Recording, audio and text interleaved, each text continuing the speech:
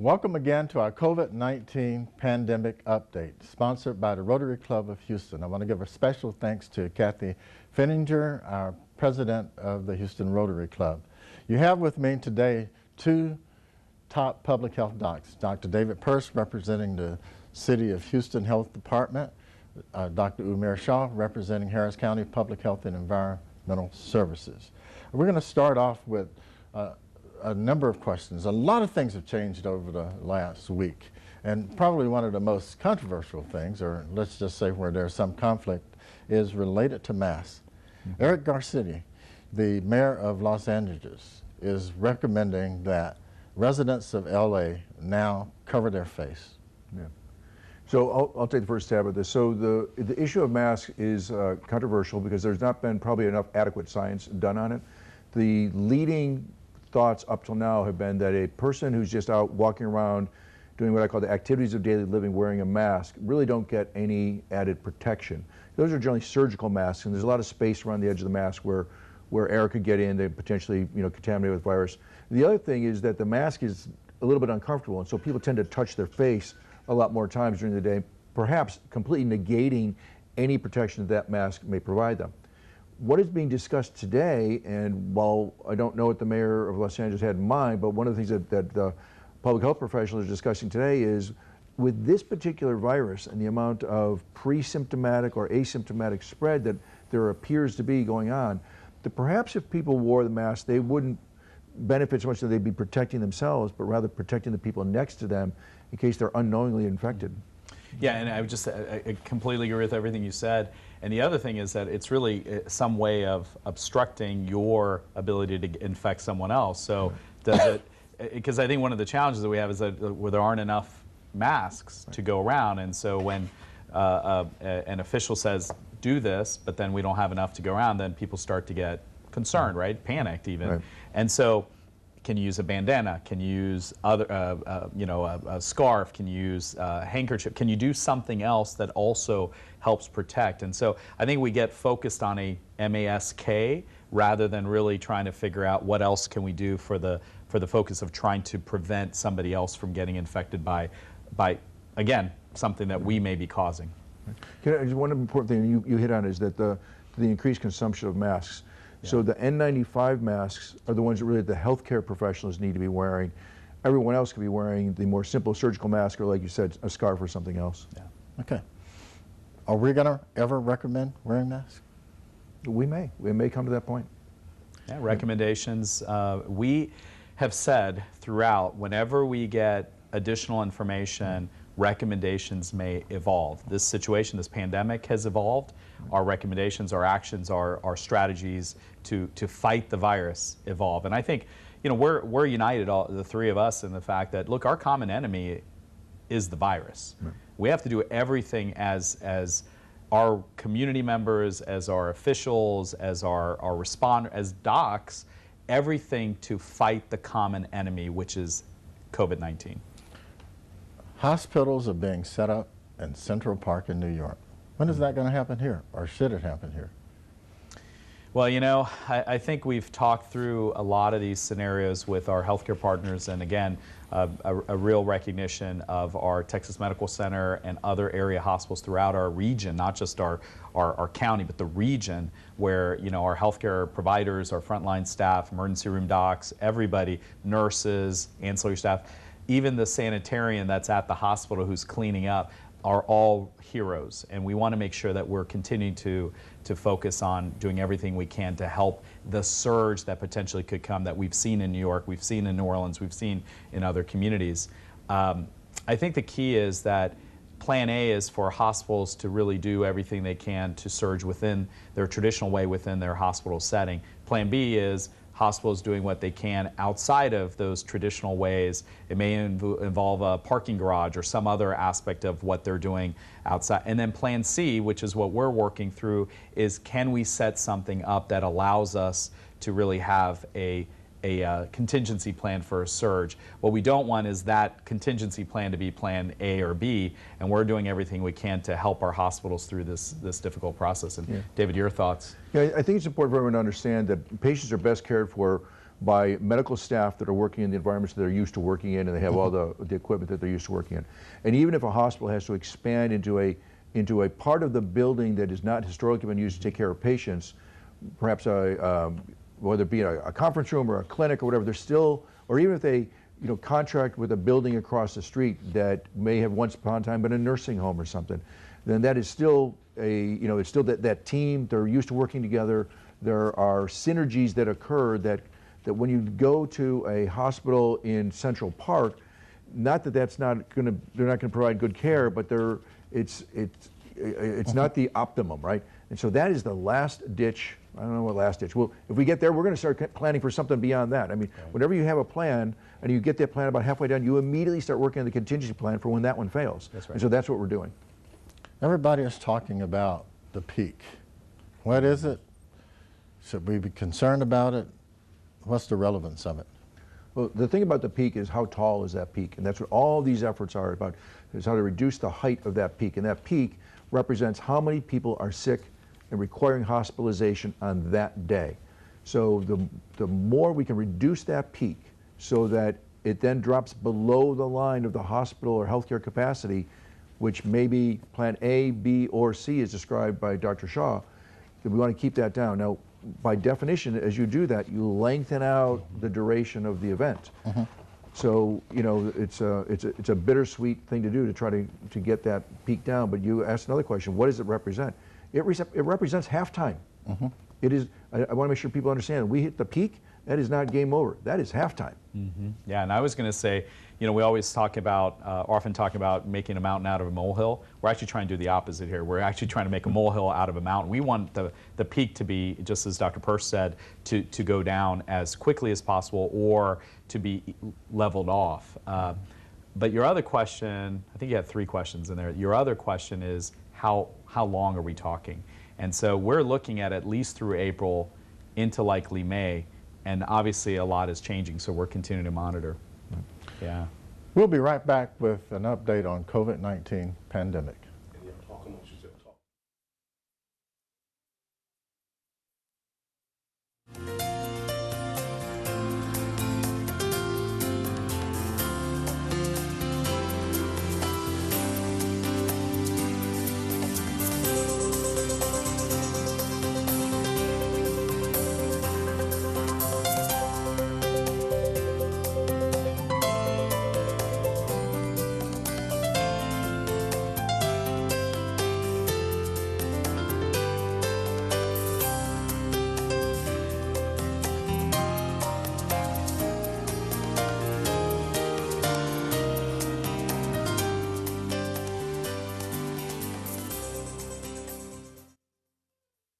Over 92. 180 over 111. 182 over 100. And I had a heart attack and a cardiac arrest, and then a stroke. Your blood pressure numbers could change your life. A lot of people don't understand, including myself, I didn't, now I do, the impact of having a stroke. My memory is shot. When I woke up, I couldn't speak. If I would have followed a treatment plan, I would not be in this situation. It's a tough journey. Lowering your high blood pressure could save you from a heart attack or stroke. If you've stopped your treatment plan, restart it or talk to your doctor about creating one that works better for you. Start taking the right steps at manageyourbp.org. It's a new life, but I'm gonna make it better. I'm coming back. Ask your doctor, check your blood pressure.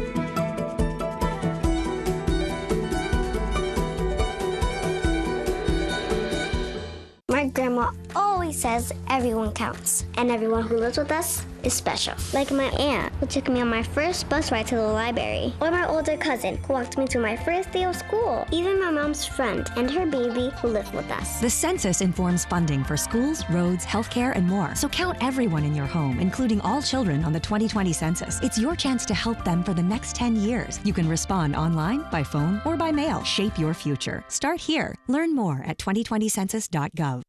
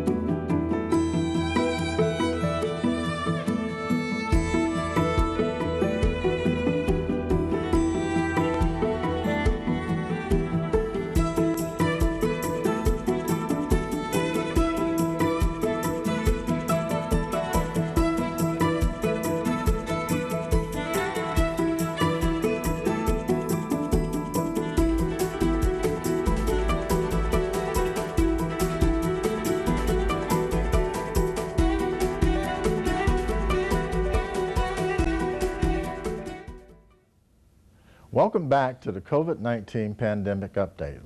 We have a number of questions that have come in from folks that are viewing. Should a husband and wife and kids practice social distancing if they're symptom-free? Well, it depends on if and when anybody's leaving the house. So if they're staying in the house, now if one of them is going off to work, come back, then maybe they should. But if they're all at home and working from home, then they probably don't necessarily need to if everybody's symptom-free. But if one of them's coming and going, then that's a serious consideration, sure. Yesterday evening was the first time that in a few weeks that I was actually able to be at home, not working, before it got dark. And so we actually, as a family, wife, 3 kids, actually went to walk. And I have a picture that I put up of social distancing. Everybody except for the 3-year-old, for some reason, he wanted his hands down, not out. But I think you bring up a really good point. And I think about that a lot when I come home. I'm sure you do as well. So are we exposing people in our own household to everything that we're potentially being exposed to? And I think we have to really take the common sense precautions that we can, especially when we come home. You know, there are recommendations about, you know, do you take, you know, put your clothes, take your clothes off in a garage, for example, and try to put them away rather than, you know, do some things where you're going to go ahead and expose others that are in the household. But I think in general, social distancing within the home is really difficult and may not be fully necessary if you don't have symptoms. Right. And I think that's the key. Yeah, I think that the question really goes to the issue of asymptomatic or pre-symptomatic spread, which is a real phenomenon. Yeah. And I think that, you know, with this virus, my opinion is that with most viruses, you don't have a whole lot of that. This virus, we have to wait until see what the numbers show, but I'm suspicious that when this is all said and done, we're going to find this virus has an unusual ability to have that pre-symptomatic or asymptomatic spread that other viruses traditionally have not had. So again, my point is, if somebody's coming and going, that's the person who probably needs to social isolate. If everybody else is at home and have been home for, you know, days and at this point weeks, maybe beyond the 2 weeks, and they probably don't need to. But the one that comes and goes, yeah. So we need to social distance from our family. Yeah, I'm doing it at my house. My wife is a mental health professional, would like to know what opportunities there are for such professionals to volunteer to assist you folks and your personnel. Yeah, so, you know, there are a lot of opportunities, I think. The key is that we were at a point previously where we had so many needs, but you didn't have a lot of people wanting to volunteer because they were, you know, still in their current work role. And now we've had a situation where a lot of folks are saying, hey, now we're ready to volunteer, and we're getting, and I'm sure the two of you are as well, a lot of offers for help. And sometimes when you get a lot of offers to help, it can actually become overwhelming. So we do have, our department has the Medical Reserve Corps. So if you go to our website or readyharris.org, you can actually go through there and find a place where you can, you know, sign up if you're a health professional. And sometimes that can be actually retired too, right? Retired, I didn't mean to point to you, not that the two of you retired, I didn't mean to say that. Not yet, but we can. Sooner than me, I'm sure, but I'm not going to go there as well. But I just wanted to say that it really is an opportunity for us to expand the workforce. And I know our epidemiologists, for example, are extremely busy right now. But there are a lot of other professionals out there that can really help not only epidemiology, but mental health and our clinicians and other work that's being done. So readyharris.org, there's a place where you can look for the Medical Reserve Corps and click on that, or go to our websites. And I think I know the answer to this question, but that's not limited to Harris County residents. That is not. That's right. That's right. It's more of a regional piece, but really, obviously the focus is Harris County. That's the way, but it's really a regional piece that we can try to help connect people with. Okay, I'm going to ask this question and answer it the best you can. How many cases are there in Houston? How many are in the hospitals? How many have died from COVID-19? Is there an accurate map showing distribution of cases? So I know in the city of Houston we've got 458 as of yesterday, and that number will be updated later today. We update every day. We do have the number that are hospitalized. I just don't have it in my head right now. But your question about mapping, so mapping is a difficult question. On one hand, if you get really granular with it, you've committed a HIPAA violation by pointing to this house on this street. So that's a HIPAA violation. And then as you get further out, you get like the heat map or something. The problem with those maps is that it shows areas where there's a lot of activity or apparently a lot of activity, and the areas where there's little or none. And so the areas where there's little or none, those people think they don't have a problem. So then they can go out and social distance, and now they've got a problem. And the areas that think that it's really hot, they think, oh my gosh, we got a huge problem here. Wait a week, that hot spot will be someplace else. So there's problems with mapping. Everyone needs to understand, or just assume that it's in my neighborhood and I need to protect myself. Yeah, and additionally, we have worked to integrate this week a dashboard that right now just has total cases for the city and county, because we know that it's been a real question for our community and our partners, that they want to know exactly what the number of cases are. So I believe we're at 847 between the county and the city. And what we're also doing is working towards having more robust information, and that's really where we are. Yeah. Okay, I'm going to ask just really quick. Current status in city and county, number of tests possible per day, the 4 sites at 250? 250 times 4 per day, 1,000 total. I'm glad y'all can add.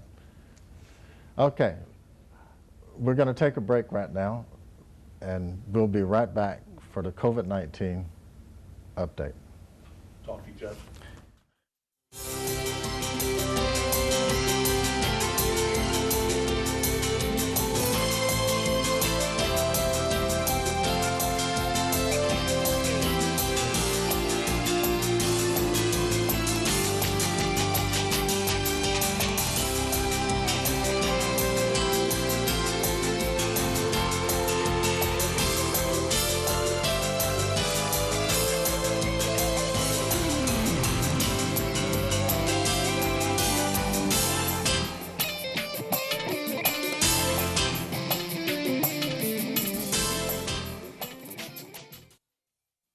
The 2020 census.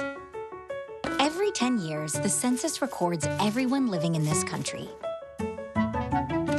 It's written in the Constitution and comes in a questionnaire that counts everyone who lives at your address on April 1st. The data can be used to inform funding for services like fire stations, schools, clinics, and representation that affect your community.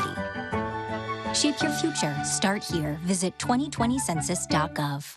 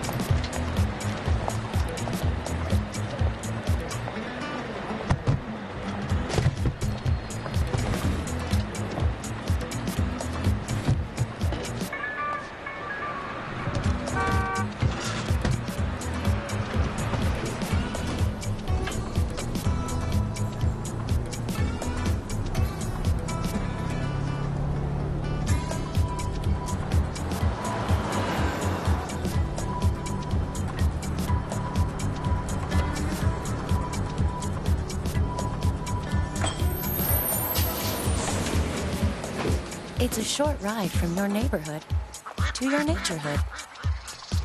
Find fun activities to do, like boating and biking, or camping and hiking, plus much more. To find a neighborhood park or green space near you, visit discovertheforest.org. Spread of germs help prevent the spread of respiratory disease like COVID-19. Avoid close contact with people who are sick. Cover your cough or a sneeze with a tissue, then throw the tissue in the trash. Avoid touching your eyes, nose, and mouth. Clean and disinfect frequently touched objects and surfaces. Stay home when you're sick, except to get medical care. Wash your hands often with soap and water for at least 20 seconds.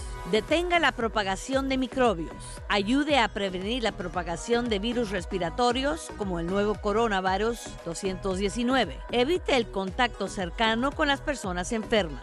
Cúbrase la nariz y la boca con un pañuelo. Deséchelo al toser o estornudar y luego bótelo a la basura. Evite tocarse los ojos, la nariz y la boca. Limpie y desinfecte los objetos y las superficies que se tocan frecuentemente. Quédese en casa si está enfermo, excepto para buscar atención médica. Lávese las manos frecuentemente con agua y jabón por al menos 20 segundos.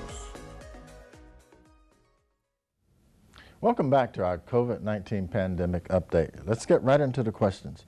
Exactly how long after reduction of fever and symptoms is a person safe to return to work? Yeah. So the CDC is giving 2 ways for people to be considered recovered. One is to get 2 tests that are done at least 24 hours apart. And we're not doing that because our tests are precious and we're using those to find out who's acutely infected. So the other way to do it is the clinical route. This is what your question goes to, and it's no fever without any fever-reducing agents. So no Tylenol, no ibuprofen, no Motrin, nothing like that. No medications to reduce fever, 0 fever for 3 days. And during that time, the person's respiratory complaint, if they have it, can be either gone or improving. But then on that last day, that has to be at least 7 days from the onset of the symptoms. So we call it the 3 and 7 rule. Are there any long-term changes we can start making to prevent a seasonal repeat next year? I think it's too early right now for us to really, I mean, we're really in the midst of today and trying to understand better what we can do today to obviously protect our community. So I think it's way too early for us to be thinking about next season, but I think David and I, we're all focused on what's happening now. We're also really, at least in the back of our minds, thinking, well, you know, if this does start to take a decrease in activity in the summer months, which we don't know, but we're hoping, that is there going to be a rebound, some sort of increased activity in the fall? So we're doing both things right now, is really thinking through that, but obviously focus right now on today. Yeah. You know, that question assumes a seasonality, which really goes to the weather pattern impacting it.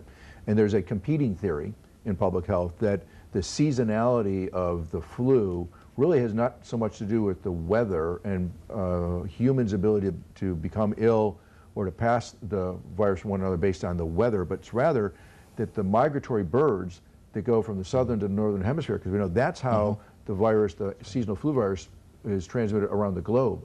And so it may be that just because the migratory birds come to the United States during the winter months, that's why we have these viruses that we contract from the birds. For example, the other thing that supports that is that, you know, the weather in Buffalo, New York in January is starkly different from the weather in January, yet it's flu season in both places. So if that's the case, you know, how can it be just the weather? And so it's interesting, we're going to find out, but that's one of the competing theories with seasonality, is that it has to do with the migratory bird patterns. Very interesting. And this is, I will say, right now, one of the most, if not the most studied viruses in the world. And so there is so much that so many different researchers are looking at about this particular virus, and that's why there's so much that we're learning. Okay, next. Italy is looking at reclassifying some of the COVID-blamed deaths as it becomes evident that there were actually comorbidity reasons. Is this true in the U.S.?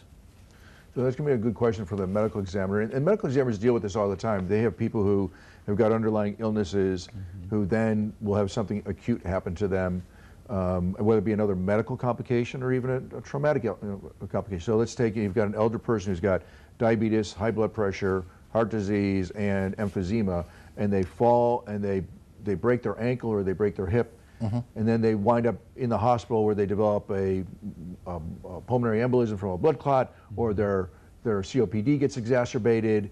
So is that a death from the fracture, or is that a death from their COPD getting exacerbated? And so that'd be a great question for the medical examiners. I don't know, do you have any thoughts on that? I mean, I agree with you. I think we do this in medicine all the time, is we have to make clinical judgments. And I always say this in public health, that it's the science of public health, but it's also the art of public health. And this is an example of an art of trying to understand what is the most likely cause of that death. Okay, we're winding down. 2 more questions. When stay safe, stay home is lifted, should we consider continuing to limit entry to the state of Texas from other areas of the country still impacted? You know, this has been a debate that's been ongoing, and I would say that with the amount of community spread that we've already seen in our community, I think you can try to slow some ingress, egress, but really, honestly, community spread is already happening in our area, so I don't know if that's really as effective of an action. I think that this touches on another public health concept, and that is what's really going to stop this virus is when we have sufficient number of people in the community that are immune to it, which means they got infected and they got over it, or perhaps a year from now they got vaccinated and they now have immunity. So once there's sufficient immunity in the population such that if somebody comes from wherever who's infected, it won't be able to spread because we'll have enough immunity within the population. But if we have a lot of people who are still not immune, so if we do a really good job now, we set ourselves up for that second wave. So, okay, have to put you on the spot. If you had absolute control of the decision, when would you reopen schools? This year or next year? You know, as we talked about, April, May is when we're already seeing that that's going to be the likelihood of continuation of this virus, if not longer. I would say at this point, again, absolute control, which we don't fully, but I would say that right now, I would say that it does not look good for schools to be reopening. Yeah, I agree. I mean, they're called independent school districts because they're independent. So the decision-making rests with that board, but I completely agree with you. When we hit the peak, that's halftime, right? So we still got the second half to go. That'll probably take us to the end of the school year. Yeah, absolutely. So what you're saying is that schools should reopen next year? I think so, yeah. And what we're also saying is that the way school and education has been done is there's a monumental transformation on teleeducation that we have never seen in this country the way we're seeing it now. Are more men than women impacted by this virus? You know, so that's a good point. I mean, the answer is yes, but we also don't know why. Is it the science biology of the virus, or the person, or the individual, or is it really about the fact that, you know, there has been some studies that men are less likely to wash their hands and less likely to engage in some of those hygiene practices. So, well, we know that in one of the theories I believe in China is one of the reasons that there were more men who wound up suffering the complications, because in China, men were socially, the social norm was that men were allowed to smoke and women weren't in that part of it. Now, I've never been to that part of the world, but this is what I've been told.